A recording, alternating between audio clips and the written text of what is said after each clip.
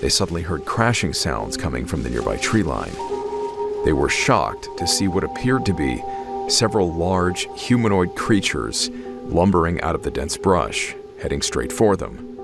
These things were unlike anything they'd ever seen, tall, at least 7 or 8 feet in height, with bright yellow skin and 3-digit hands and feet, with fingers and toes that ended in sharp claws.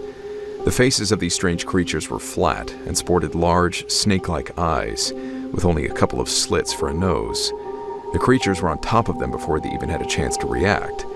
But surprisingly, these giant, yellow-skinned beings were said to have passed right by these men, seemingly not even paying attention to them at all, disappearing once again into the opposite tree line.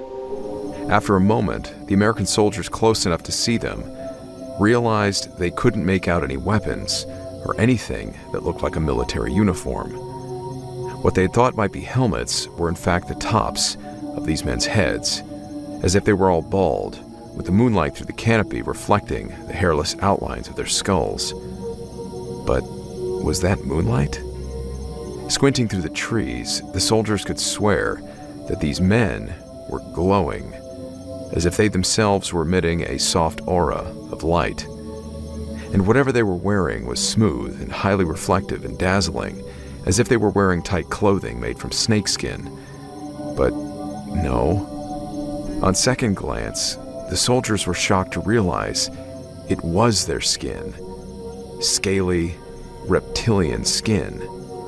And far from being North Vietnamese soldiers whose average height was somewhere around 5.5 feet tall, these men, these things, all 4 of them appeared to stand at least 7 feet tall.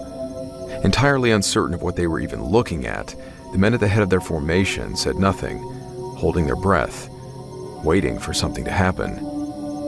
Either unaware of the American platoon's presence or choosing to ignore them entirely, these 4 beings kept silently walking by them until they eventually just disappeared into the jungle. I checked my watch. It was just before 0500 hours. Just then, we noticed movement in front of the cave.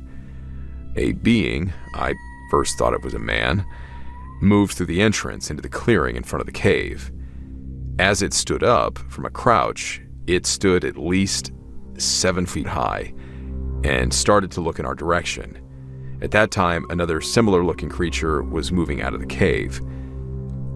The only way I can describe these beings is that they looked like upright lizards. The scaly, shiny skin was very dark, almost black.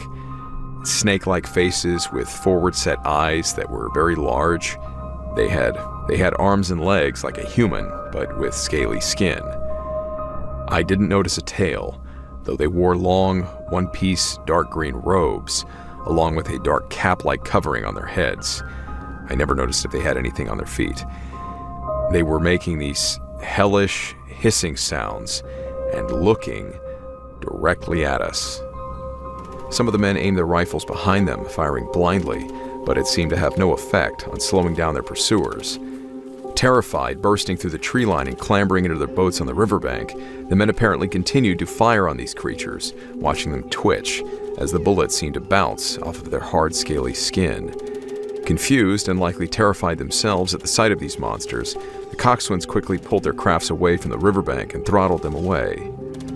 As they left, the men purportedly saw the haunting sight of dozens of these massive humanoids now gathered along the riverbank, watching them leave. The shoreline seemed to be illuminated by a powerful glow emanating from the creatures' bodies.